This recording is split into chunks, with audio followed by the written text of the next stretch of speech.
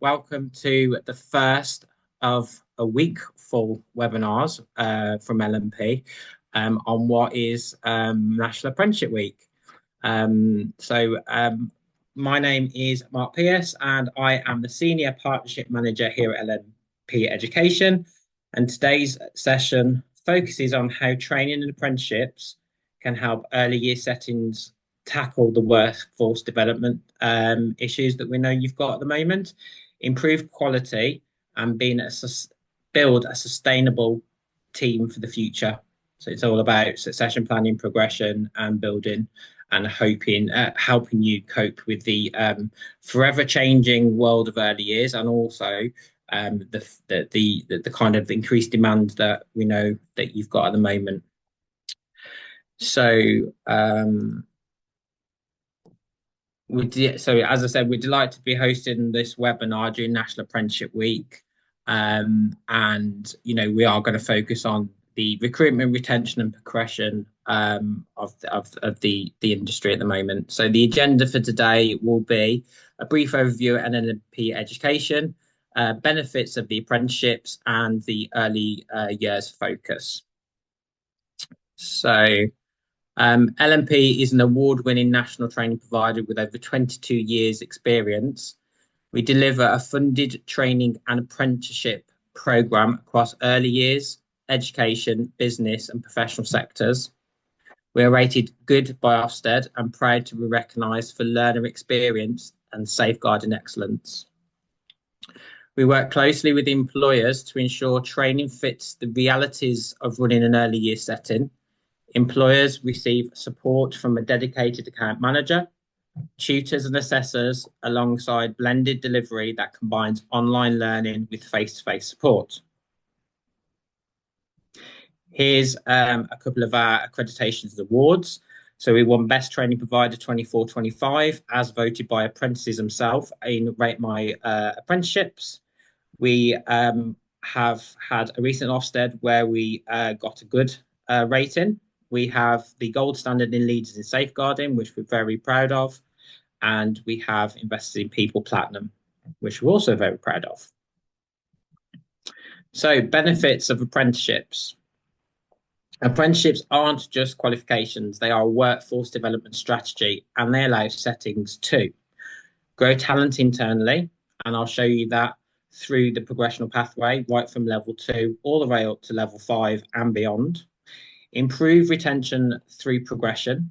So it's about retaining, learning, teaching, coaching, mentoring, molding your own practitioners and future succession planning for managers and leaders of nursery chains and settings. How it's embedded learning directly into practice and plan for future leadership and succession. So who can do apprenticeships? Apprenticeships are suitable for both new recruits, so new people into the industry, and existing staff. So we can take a new recruit from level 2 right up to level 5, and we can take existing staff from level 3 right up until level 5. They are about developing new skills. They are flexible, they are funded, and they are aligned to job roles, making them accessible for early year settings of all sizes. So challenges facing the early year sector. We all know there are changes and challenges, and it's forever changing. So at the moment, workforce challenges in the early years settings. Early years providers are under significant pressure, especially with the increases in funding childcare hours from the government, which has amplified the workload and staffing demands. So yeah, it's great that they gave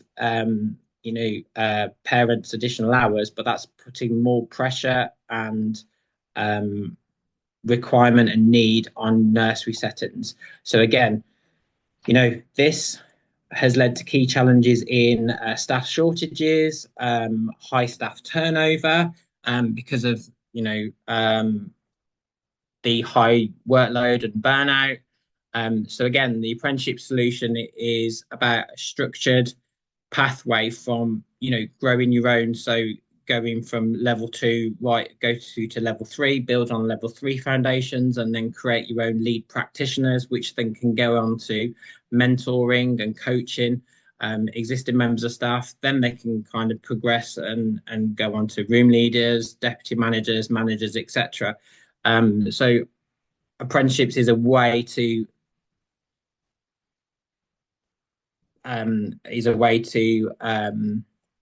plug that staff shortages and kind of like high staff turnover gap, and kind of retain and keep the nursery fully staffed and fully operational, and everyone kind of happy, and great staff morale, etc. We know the skills gaps and inconsistent practice, skills gaps in child development theory, sudden support and leadership. The apprenticeships embeds up-to-date knowledge with workplace alignment learning, with additional functional skills and mentored coaching. So again, through apprenticeships, you can kind of plug those skills gaps, particularly in the SEND arena.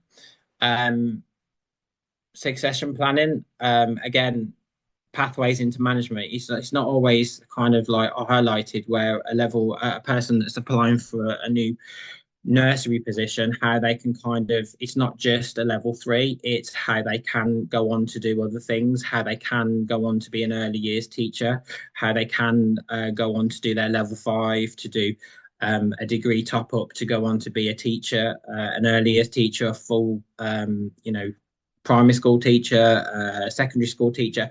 It's, we don't highlight kind of that. We don't highlight how you can grow your own managers for nursery owners that are on the call, how we can kind of put succession planning in place. So yeah, not for now, but like in the future, you can earmark that person, or they will be a great manager. They'll be a great leader of the future, and how we kind of like focus on that and kind of put the planning in place now. So by a certain period in the future, that you've got a ready-made manager there, or a ready-made leadership group there to kind of take the nursery on to the next phase. Recruitment competition, we know that you're not just competing within other industries for staff, you're competing with within the sector and within the industry. It's highly competitive. Applicants are going to multiple job interviews, and it's about how we kind of not also kind of compete for the recruitment, but about how we can invest in people's CPD so we can retain those staff. It's all well and good getting them in, but it's about retaining them so that you don't have that high turnover, you don't have that staff shortages in the future. It's about how you can invest in their own CPD to kind of, make them stay with you, and people that know that you're investing in their future, in their career progression and their pathways, are more likely to stay and be valued members of staff, and kind of loyal back to you as you're showing loyalty to them. So early years programs. So as mentioned a little while ago, we offer the early years level 2, level 3 and the level 5, but also today I'm going to introduce two other programs that can kind of complement the level 5. So the level 5 in coaching, or the level 5 operations manager, if the nursery manager is more of an office-based manager and not maybe in practice. And I can show you how that looks. So, the whole idea of us is to, so rather than seeing apprenticeships as just training, we encourage the settings to view them as long-term workforce strategy. So as I said, right from, the small acorn to the mighty oak tree. So that just leads me on to introducing my guest speakers. So I have the pleasure of working with a lovely nursery in the West Midlands, and that is called Music Box Day Nursery. And I would like to introduce Sarah Soden, who is the nursery manager. She's a very, very supportive manager, and the other person is Ellie, who is an apprentice within Music Box. And I just want to give Ellie a little bit of a shout out, because she has been last couple of months, she has been the national finalist out of the whole of England for the apprenticeship awards, and she got highly commended, which they don't give those out very often. So she was highly commended. So we were immensely proud of her. Then I had the pleasure of meeting her at the Black Country Apprenticeship Awards, where again she was a finalist and she got a special recognition award, which again they don't hand out quite often. So we are more than delighted with Ellie, and it's great to see how she's gone from starting in the sector to kind of how she's blossomed in her role at the moment. So just a big hello to Sarah and to Ellie. If you want to have a couple of words to kind of introduce yourself, Sarah, and then to Ellie, and then we can kind of carry on. Then we'll reintroduce you later when we're doing a question and answer. No, but thank you for your kind words. Really appreciate it. Really means the world. It means a lot. So I'm Sarah. I've been in childcare now for about 25 years, and I started the same as Ellie as an apprentice, and then I worked all my way up to on in the nursery one day. So I do know all about how the importance of apprenticeships are. I do believe learning on the job is one of the best things you could possibly do for childcare. So I'm Ellie. I've been in the early years for about 3 years now. When I first started, I never had experience working with children, never been into the sector before. And this apprenticeship really helped me learn. It's really, really been beneficial for me over the years. Brilliant. And it's great to see, Ellie, when you first started, how you are now and kind of where I think Sarah can see you in the future. And as I mentioned a couple of minutes ago about progression, growing your own management and succession planning, we've spoke about you coaching qualification or your level 5 in the future, Sarah. So sorry, Ellie. So it's great to see that in action, and it's not just words on a page that I'm presenting to. I've got real life kind of backup.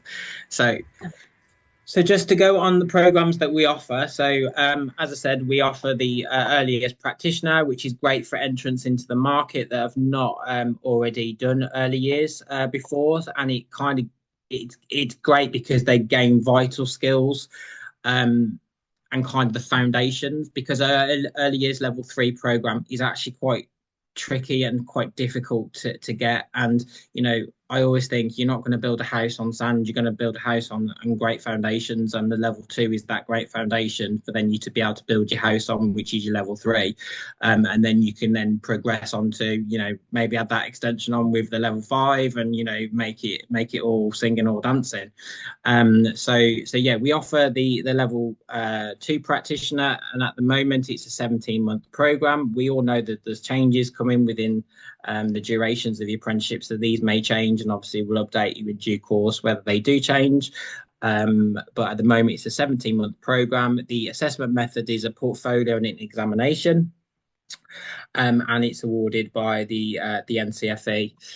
Things that you would learn on the level 2 would be the navigating roles and embracing diversity, safeguarding, supporting development, send and partnership working, supporting school preparation, and various things. There's this QR code on the screen as well, so if anyone is on the call that hasn't signed up to a level 3 and he's just looking to get into a nursery, please scan that QR code and you can have a look at the course material and download the brochure.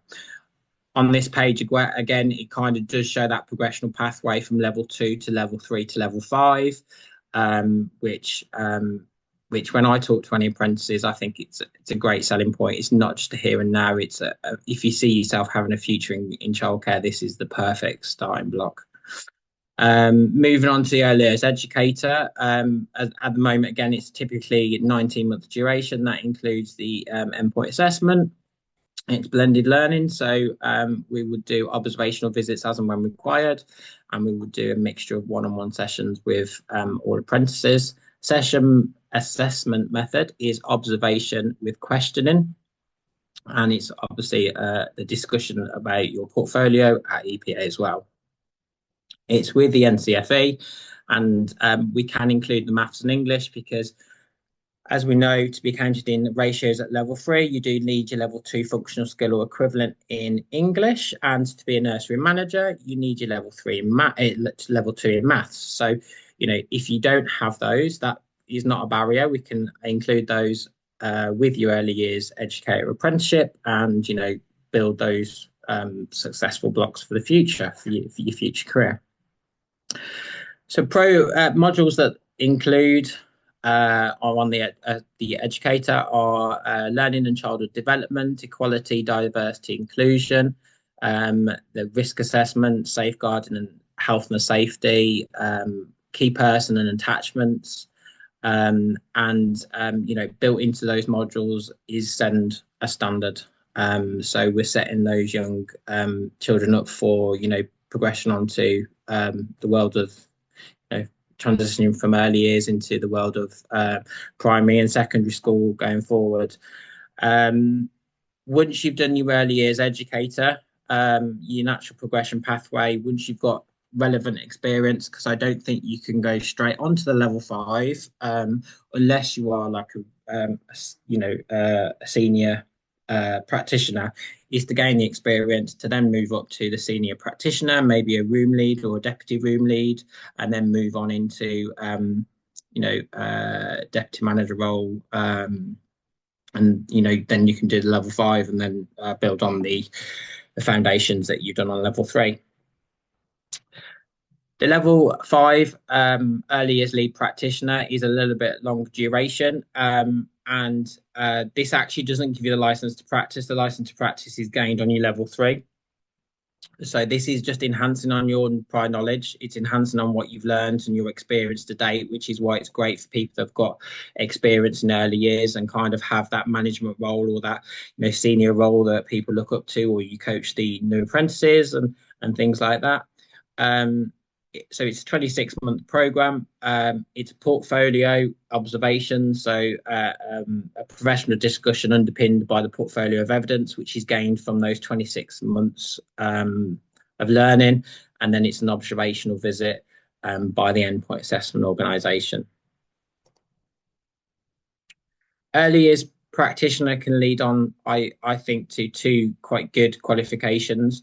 One is the operation management, which is perfect if they are deputy managers or managers who are maybe more office-based, that run the day-to-day runnings of the nursery, do the finance, do project management, the more leadership roles as well. And then also coaching in early years, that's another progression pathway. So like if you are looking after the newbies or the new apprentices that are just starting, and you're coaching and mentoring staff and getting the best out of staff, there's a couple of other progression pathways for you there. So early years professional coaching, it's a slightly smaller duration because a lot of off-the-job training is done by coaching. So we can actually do it typically in 9 months, which is a great benefit. So it's not committing to a 26-month program. It's a mixture of blended learning. Again, so observational visits as and when required, and also one-on-one tuition with the tutor. It's an observation visit and also a portfolio a professional discussion underpinned by the portfolio of evidence. Things and modules that you can include that you can cover are GROW, which is a model to support goal setting and problem solving. OSCAR, which is a strengths-based and solution-focused framework, and CLEAR, which is designed for a deeper coaching in relationships. And moving on from that, your progressional pathway could be senior early years role within a nursery. It could even maybe go on to more of a higher level qualification in coaching, maybe going on to a level 6 degree with a local university. So you don't have to just kind of stop there. There is progressional pathways for you on that. So I just wanted to kind of then bring it around to employer and apprentice concerns and key benefits, and that's when I kind of want to kind of involve Sarah and Ellie and kind of ask them how they kind of manage some of these areas. So the first one is time and capacity. We all know it's a very fast-paced industry you work at. There's requirements for off the job. There's requirements for you to do your assignments. There's requirements for you to become, make sure you have staffing ratios, and it's forever changing. You might get an illness, so you might not be able to, meet with the tutor that day, or have the off the job at a scheduled time that you always do every week. So, from an employer perspective, Sarah, how do you kind of manage the off the job element? Yeah, so from my point of view, in essence, that's why I think LMP is probably one of the best, is you actually work with the employers. So if, for example, there is a catastrophic thing and they can't make an appointment, it's really easy to reschedule, and you kind of work around us. That's always a benefit from our point of view as a small setting. And I just think it's very vital that the employers understand that the apprenticeship is very critical in the long run to the running of the setting, that Ellie having an hour out each day will be for the greater good when she's classed in ratios, when she's a full practitioner. Yeah. I think it's very vital to remember that apprenticeships are just as important as your main staff.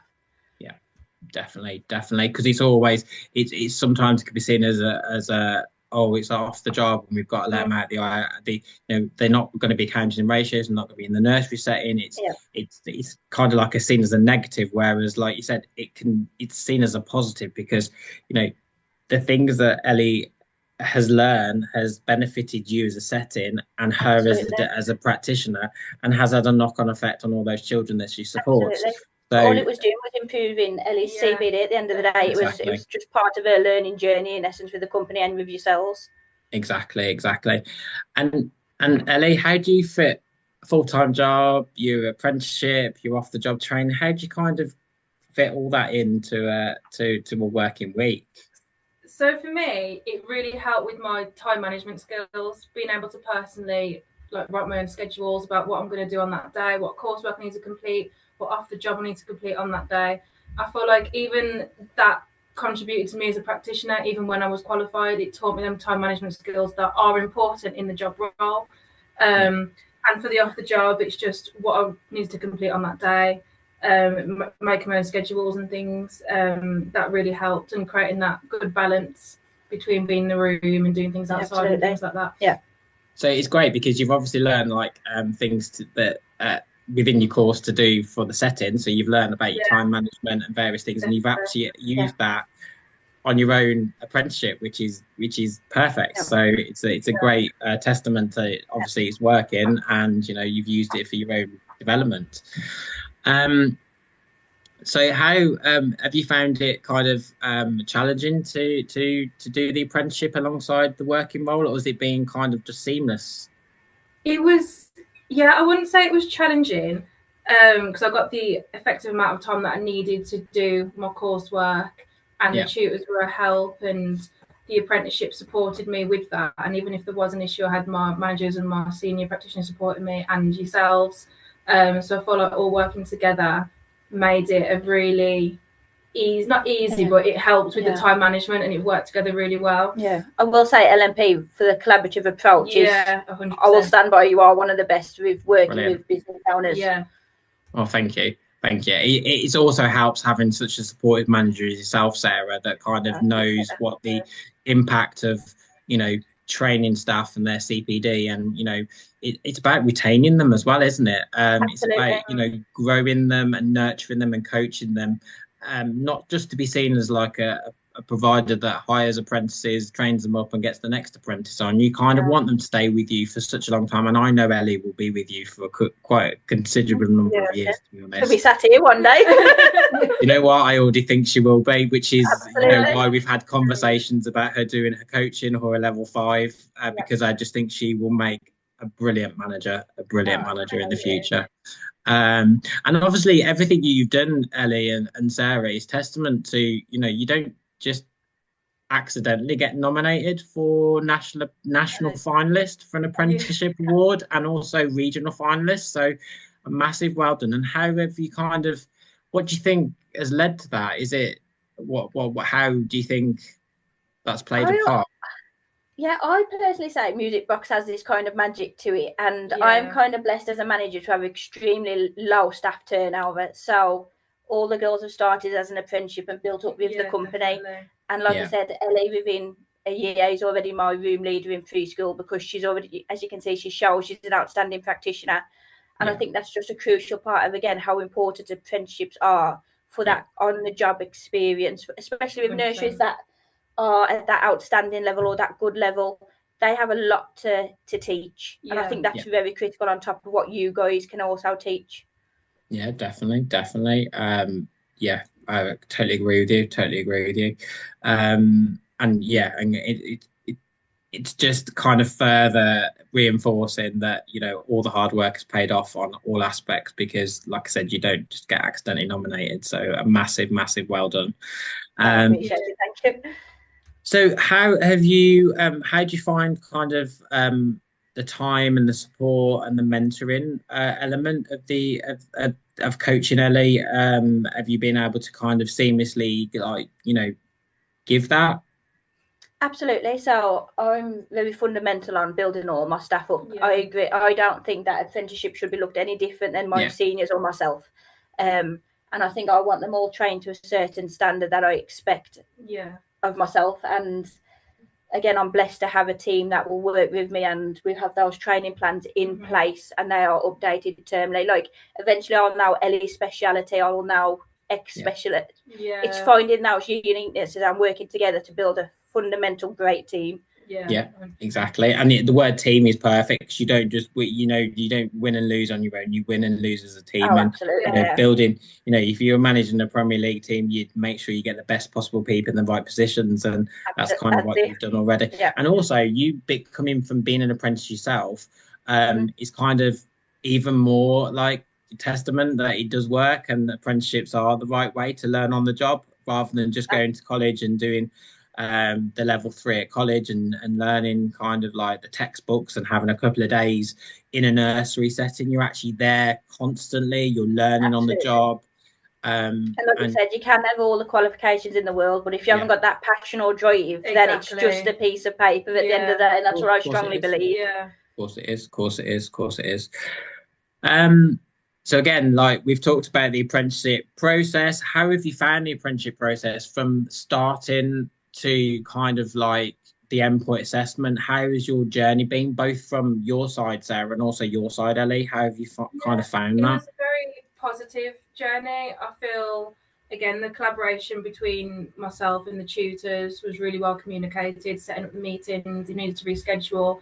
It was, you know, easy to reschedule. The breaking down of the information, the correct amount of feedback on coursework or assignments that I handed in, like what I can do to improve and things like that. It was positive communication between me and my tutors at the time. And even when they're coming to face, it was, you know, it was quite easy going. It wasn't, they were like really friendly, really positive, really nice to talk to, and having those like professional discussions amongst each other. It was a really positive process, and it taught me a lot, because there's lots that you cover in your apprenticeship. And I feel like as we was going on, even sending emails to my tutors asking for support, I always got that positive feedback straight away. So overall, it was a great apprenticeship. And from a manager's point of view, I will say it was absolutely seamless. As L&P as a company, as you can imagine, as a manager, I've got enough on my plate as it is then to deal with, in essence, an awkward company. So L&P have been absolutely seamless from a manager's point of view. Say if Ellie was sick, or if your assessor was sick, it would always be organised in such a timely manner that it wouldn't disturb Ellie's learning or the setting. And I think that's just really critical on a good apprenticeship scheme. Definitely. Yeah, and our main philosophy is making sure the apprentices engage in learning, which we've successfully done with you, Ellie, and also make sure we're adaptable and moldable for the needs of the setting, because you know, it's not always a clear-cut picture that, you know, every Tuesday you can meet with your tutor at 10 o'clock. We know that sometimes that's not possible, and you know, it's about how we work in partnership as a team. Like we mentioned earlier, it's all a team effort. Like your nursery team's a team effort. You know, the whole apprenticeship journey is a team effort to kind of make sure we get Ellie to the end successfully, and we get Ellie her qualification, we get you a qualified member of staff, which, you know, can only benefit you and the nursery in other ways, you know, like development of the children and motivation of other staff and various things like that. So it has a massive knock-on effect, doesn't it? It does, like you said, Ellie's now a great teacher who's influencing 35 plus children a day. Like, I think that's a credit to everyone involved in this meeting today. Exactly, 100%. exactly. And just think those 35 children, well, they'll go on to and how many lives Absolutely. you'll effectively, and Yeah. that's just this year, the 35. Next I year, you're going know. to have Yeah. more. So Just you just this have. term at this rate. So Ellie, how do you see progression routes for you? I know we spoke before about your level five or maybe your Yeah. coaching. I actually think you could do maybe all three level fives, and I think each of them will have a different benefit for you. So like your coaching level fives to start with would be how you would then mentor and coach Yeah, true. trainees and newbies into the industry and also existing members of staff, because let's face it, apprenticeships are great because you get the up to date, somebody that didn't, no disrespect there, but somebody that did an apprenticeship 20 years ago or 10 years ago, you're gonna, the things have changed, you're gonna Oh, learn new things, and Yeah, absolutely. got a massive need for send, but that hasn't just happened. That was around 10, 20 years ago. Yeah. It's been around forever, but it was just never, you know, labeled, or was never kind of like No, yeah. focused on. Whereas now the apprenticeship includes all that. So, you're learning new skills, which you can then pass on to experienced practitioners, which is why, like, I think potentially level five coaching would be a great one for you. I The agree. the, yeah, the lead practitioner again can enhance on your knowledge even further. Yeah. And like you said, Sarah, when she sits in your seat one day, the level Mhm. five operations manager, so she knows how to do the finance, the marketing, the project management, run the nursery, fix the nursery, build an extension because you've got to buy an Oh, additional setting because you're expanding. All those things are yeah. going to tick boxes. World domination is next. Wow. Yes. Yeah. Exactly. Exactly. Might be a vacancy, in politics for you at some point. You never know. So, Ellie, how can you see your career going? so luckily at the moment, I've had the experience of having a senior role as a preschool room leader. I'd definitely like to progress from that more, doing the early years teachers degree apprenticeships as well to become, like a qualified teacher would be absolutely fantastic. And like I said, alongside the level five and the coaching, it will Yeah. all tie together nicely for them future leadership Mhm. opportunities, like later on in my career. Yeah.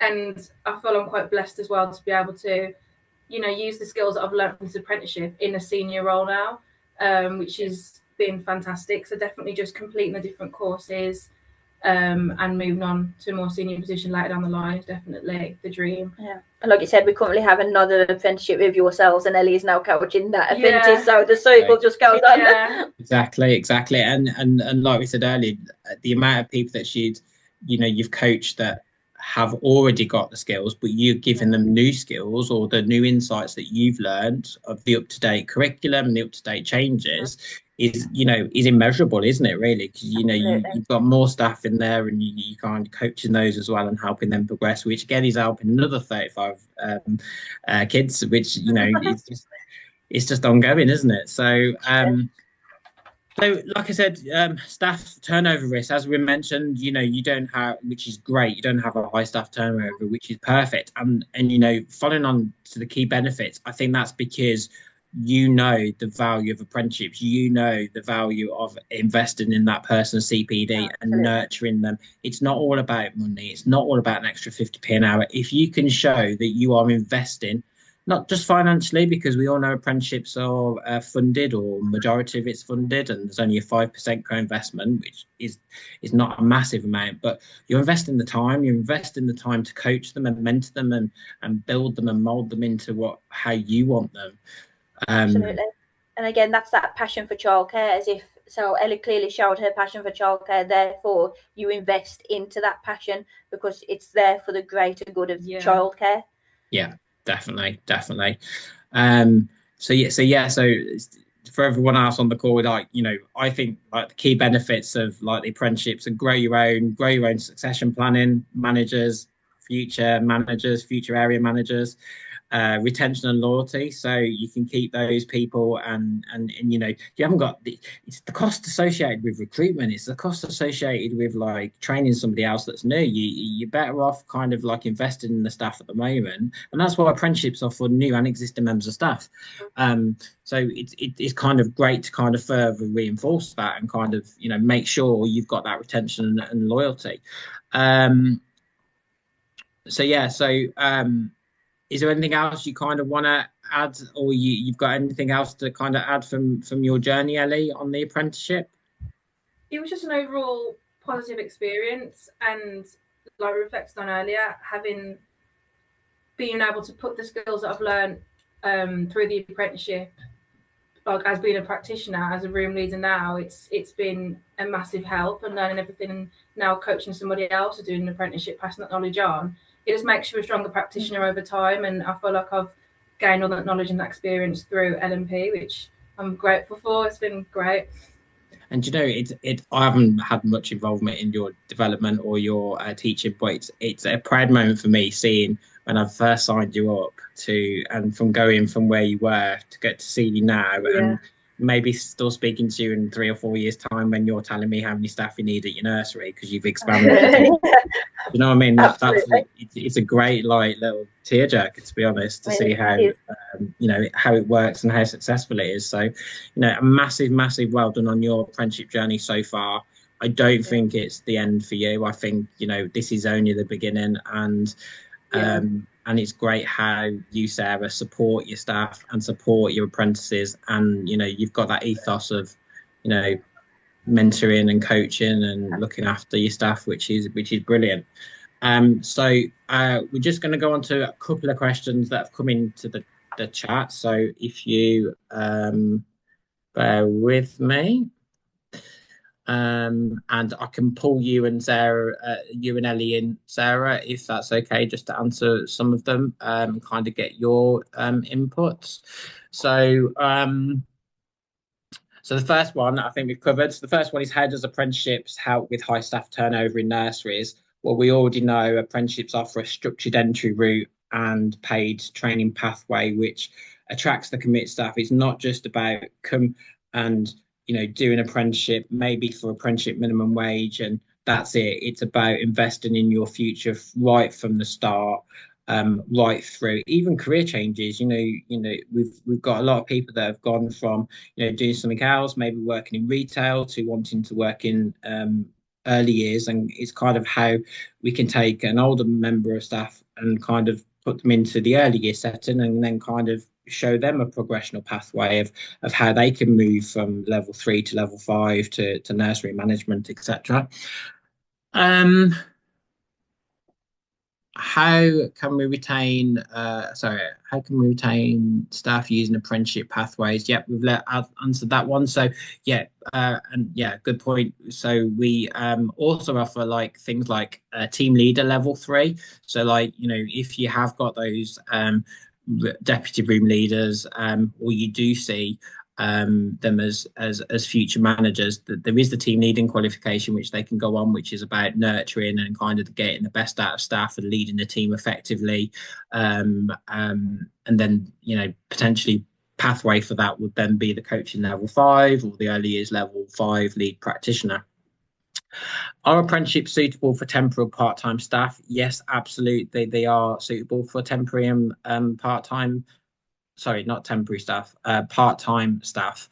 As long as you've got a contract, so it could be a temporary contract, but as long as the temporary contract covers the duration of your apprenticeship, then you know, it can be a fixed term temporary contract as long as it covers those durations of, you know, 15, 18 months, 26 months if it's level 5. And for part-time staff, any part-time staff can go on an apprenticeship. The only sticking point on that is that the off-the-job training is a minimum of 6 hours, regardless if you do a 30-hour contract or 10-hour contract a week. So it's just mindful that if you do less hours, then you still need to account for those 6 hours off-the-job training per week. And the duration of the apprenticeship will be extended. So if you do say 15 hours, then it'll be double the length of the apprenticeship than a 30-hour contract, because you still got the same amount of information and the same amount of modules to go through. So we just need to extend the length of stay, but you still need to account for those 6 hours off the job because it's a minimum. How does apprenticeship address skills gaps in SEND support or leadership skills? Apprenticeship standards and our curriculum is constantly updated and constantly, looking at the new trends, the new industry legislation, and it's workplace aligned um, to have all the latest send requirements, childhood development, leadership strategies, everything in place. So any apprentice that's doing an apprenticeship with us will get the up-to-date training, will get all the up-to-date latest techniques. As you can see from the coaching qualification, you've got all the different coaching different models to use. So if they, as and when they change, or something else comes into effect, or a new requirement for maybe nurturing or emotional health and well-being within a nursery, then that would be embedded into our curriculum. So you can be rest assured that if any apprentice is completing with us or is on a program with us, the curriculum will always be changed.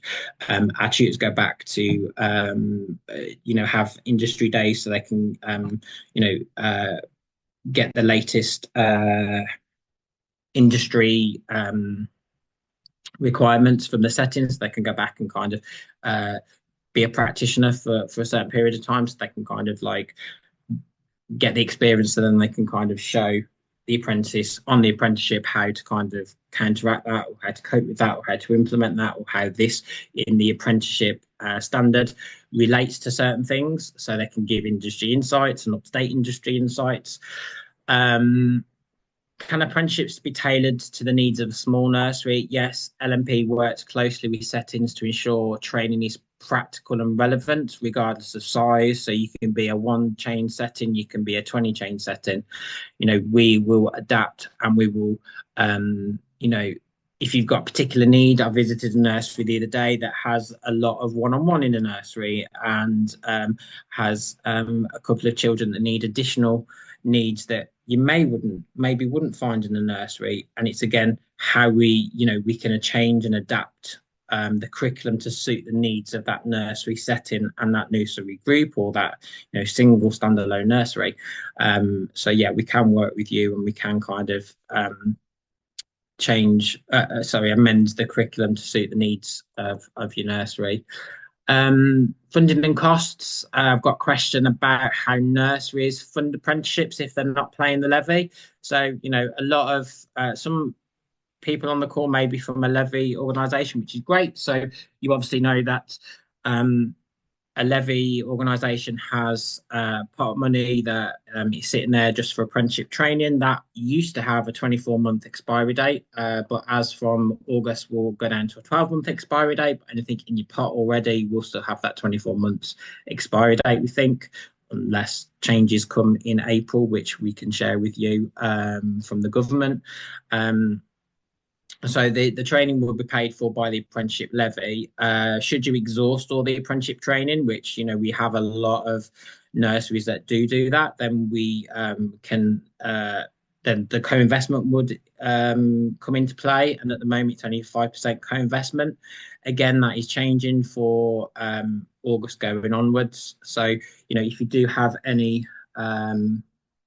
or you do kind of think that you're going to put people on or offer the apprenticeship pathway as a route for CPD, then I would urge you to kind of bring that, if you wasn't thinking of putting them through that now, and you're thinking, September onwards, I would think about bringing that forward so you can utilize only the 5% co-investment, because I think it is going up to 25% co-investment for anyone over a certain age. So utilize the 5% co-investment at the moment. But also LMP do work with a large number of levy organisations. I can't name drop them, but they are large supermarket chains. They are large local authorities. They're large aerospace companies. They're large finance companies that kindly donate some of their levy when they can't utilise all their apprenticeship levy. The government allow them to donate, and we work with a list of companies that are offering money out there to, large levy nurseries who've exhausted all their levy, or even smaller nurseries, to help them make even better practitioners. So, if you are a small nursery and the 5% is a challenge, then we can help you get levy donations from a large levy organisation. So you don't have to pay the 5%, and you can just focus on the coaching and the mentoring element of the apprenticeship, which, is just as important as the co-investment. Can existing staff do apprenticeships without affecting their contract? Yes. Again, it's apprenticeship is a workplace training program. So, it shouldn't affect your contract, and it shouldn't affect like nursery budgets apart from the co-investment, which, as I said, we can look at donation of a levy. I think that is all the questions. Another one. How does an apprenticeship create a career leadership pipeline? I think like what we've just seen in the very great example from Sarah, she thinks Ellie's going to be the manager at some point in the future. So again, apprenticeships you can go right up to a level 6 apprenticeship. You can go up to a level 7 actually, where you could do, and for a certain age you can still do a level 7. So you could go right to master's level. So apprenticeships can start from level 2, which is the foundations, then you build on for the level 3, the level 4. Level 5 is like a first year of a foundation degree, and some universities offer a top up, so then you can have a degree status. You can do a level 6 degree apprenticeship. So the leadership pipeline, especially in early years, can go right from level the 2 to the 3 to the 5 to the coaching, the team leading, to the management, to the ops manager. So you can have a clear defined pathway and Sarah's kind of testament to this. She started as an apprentice. She's now the owner and the manager, the director of a nursery. So, that's just I appreciate that, Mark. And like you said, I ended up doing my level 5 operations apprenticeship. So I full on went, then I did my level 7, and then I did my master's. So I full on took advantage of every apprenticeship that was possible. Brilliant. And it's interesting that you did the level 5 ops management as well, because again, that gives you the nuts and bolts. You already know that your early years stuff back to front and inside out. This is about learning how to run a business, how to motivate staff, how to deal with change, how to continuously improve, always looking at processes and procedures and changing them to make them more effective. And part of that is leadership management, CPD, and things like that, isn't it? So that it really does make you think as a manager. It really does put things into perspective. Yeah, brilliant. Well, I'm glad that it's you've kind of evidenced how you've kind of benefited from it, and it's a great story for any other managers on the call or aspiring practitioners that want to own their own nursery at some point. So just put another mention on pathways. So this apprenticeship webinar is only on early years, but it's just to kind of highlight that we don't just deal with early years, we deal with all sorts of different industries, and I'll leave that on there for a second just so you can either take a photograph or you can see all the other different pathways that we do as part of our group. So just following on from that, this is the first of 6 webinars, 6 live webinars. This is not rehearsed, so this is live. This has been recorded, and this will be shared out to you if you weren't able to make this. So this is a list of all the other apprenticeships we've got this week, apprenticeship webinars this week. So if any of them kind of like suit your nursery, your setting, people that maybe that don't even work in early years, that maybe work in education, or friends, family, children, feel free to pass it on to any of those, and they can join the webinars and learn more about how they can maybe do a finance apprenticeship and go from level 2 to level 4 and become a fully qualified finance person, or how you can lead a school, and the power of apprenticeships for workforce development within schools, etc., or leadership and management.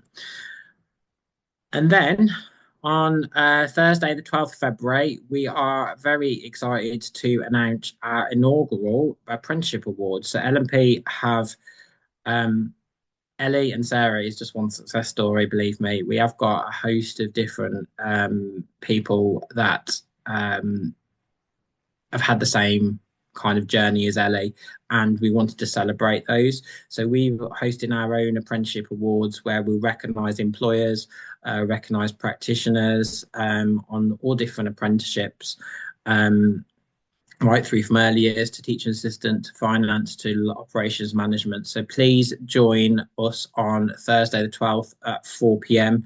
We are hosting the inaugural LMP Apprenticeship Awards 2026. Use the QR code below and register now, and hope to see you there. So final thing from me, thank you for joining me. Thank you for taking the time to join this webinar, or even watch this webinar back if you are watching the recording. If you don't already work with LMP and you like what you saw on this presentation, and you kind of like the glowing reference from Sarah and from Ellie from an employer and an apprentice perspective, and you want to have a chat to any one of our partnership managers, please use the link below. Book yourself a discovery call.